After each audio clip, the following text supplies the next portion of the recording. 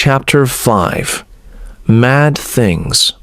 Marian heard the front door of the large house close. A few moments later, she stepped out of her room and met Norman, who was standing nervously outside. "I'm sorry," Marian said. "I think I caused trouble for you." "No, it's my mother," Norman replied quietly. "She's not feeling well today. I'm sorry, but I can't take you into the house. I brought the food to my office. Would you like to eat there?"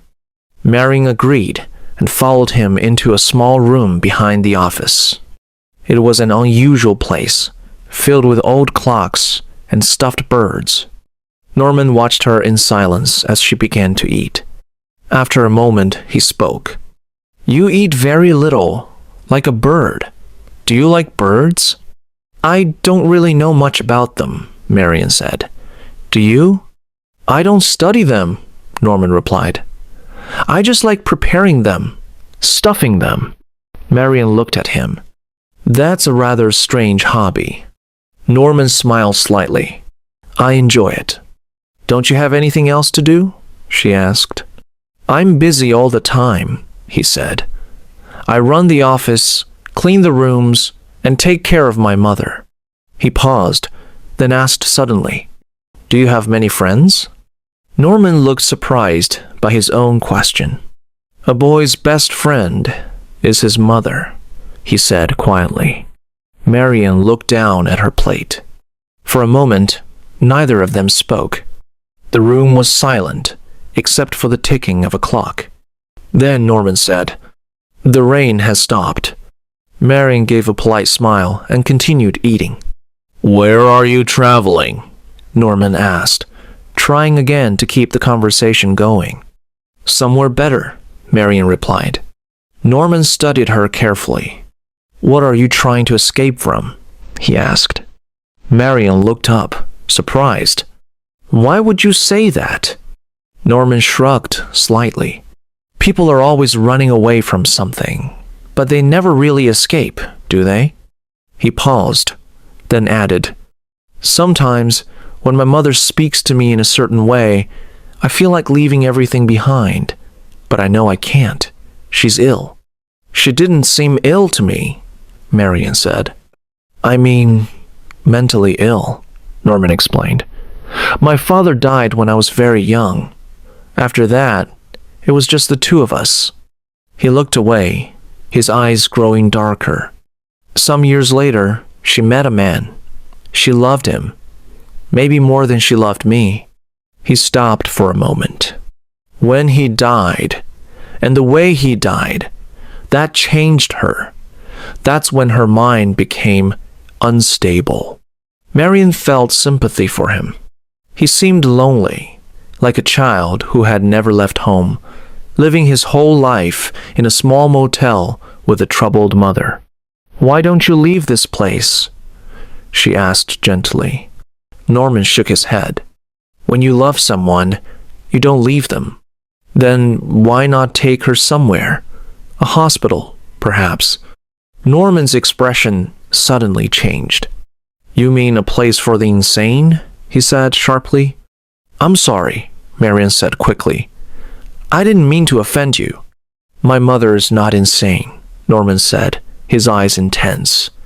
Then, just as suddenly, he relaxed.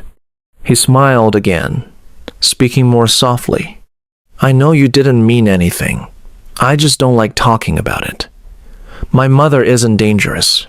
She doesn't hurt anyone. She just behaves strangely sometimes." He looked directly at Marian.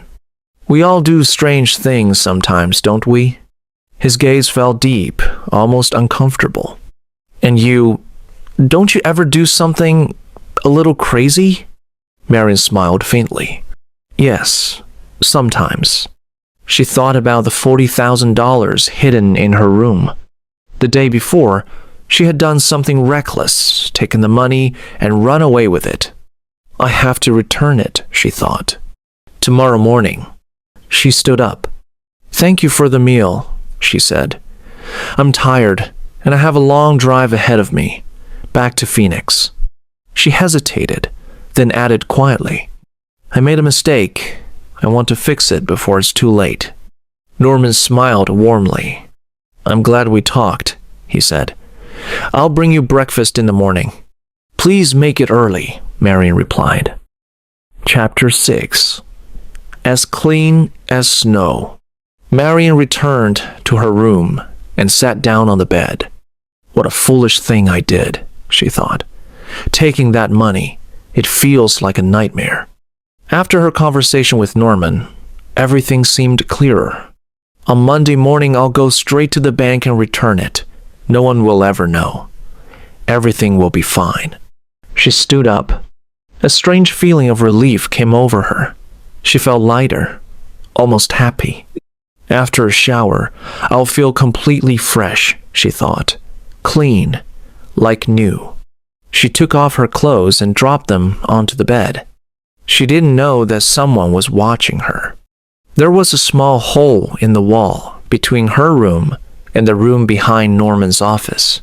From there, Norman was looking in. He watched silently as Marian undressed. Before stepping into the shower, Marian paused. She suddenly remembered something, went to the small desk, and quickly wrote a few numbers on a piece of paper. "I spent $700, she thought. "I'll have to replace that later." Then she shook her head. "It doesn't matter now. I'm too tired to think about money." She walked back, dropped the paper into the toilet, and got into the bath. Pulling the curtain closed, she turned on the water. Warm water flowed over her body. She closed her eyes. The tension began to fade away. The bad dream was ending. She didn't hear the bathroom door open. She didn't see the figure entering the room. Someone moved slowly across the floor. The curtain was suddenly pulled aside. Marian turned. Through the water in her eyes, she saw a face. Pale, twisted, with gray hair and wild, shining eyes. Above the figure's head, a raised hand, holding a long, shining knife. Marian screamed. The figure let out a strange laugh. The knife came down. Again and again. Marian tried to fight, but she was too weak. Her voice grew quieter. Her strength disappeared. At last, with a soft, broken sound, she collapsed. The water kept running. It flowed over her still body, over her face, over her eyes. Everything went silent. Marian Crane was dead. End quote. Chapter 7. The Swamp. Norman stared in horror at the blood on his mother's clothes. "Mother, oh God." His voice shook. Blood. He ran from the house, down the hill, toward the motel. It couldn't be real. His mother? A killer? No, that was impossible. But when he entered the room, he saw the truth. The girl lay in the bath, still, silent, her eyes open, dead. Norman stood frozen in the doorway. His stomach turned. His mind raced. What should I do? For a moment, he thought about calling the police. But no, he couldn't. Not now. His mother wasn't truly guilty. She was ill. A person who was sick in the mind wasn't the same as a criminal. He had to protect her. He had to make sure no one ever found out. The girl had come alone. No one knew she was there. There was still time. The only solution was to make everything disappear. He turned off the lights and the water. Then he pulled down the shower curtain and spread it across the floor. Carefully, he lifted Marian's body from the bath and laid it onto the plastic. After that, he cleaned the room. He wiped away every trace of blood from the walls and the floor. When everything looked clean, he wrapped the body inside the curtain. Then, he carried it outside, to her car. He returned once more and gathered all her belongings, placing them into a suitcase. That went into the car as well. He looked around the room one last time.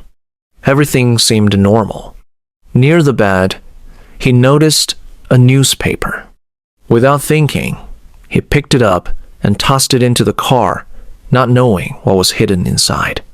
Then he got behind the wheel and drove away. Not far from the motel, there was a swamp. When he reached it, he stepped out and pushed the car forward. Slowly, it began to sink. He watched anxiously. For a moment, it stopped. Then, little by little, it disappeared beneath the dark water. Norman let out a breath. A faint smile appeared on his face. Now she's safe, he thought. No one will ever know what happened. Подпишись, пожалуйста, или хотя бы поставь лайк. Один лайк не меняет мир, но меняет путь того, кто делится смыслом.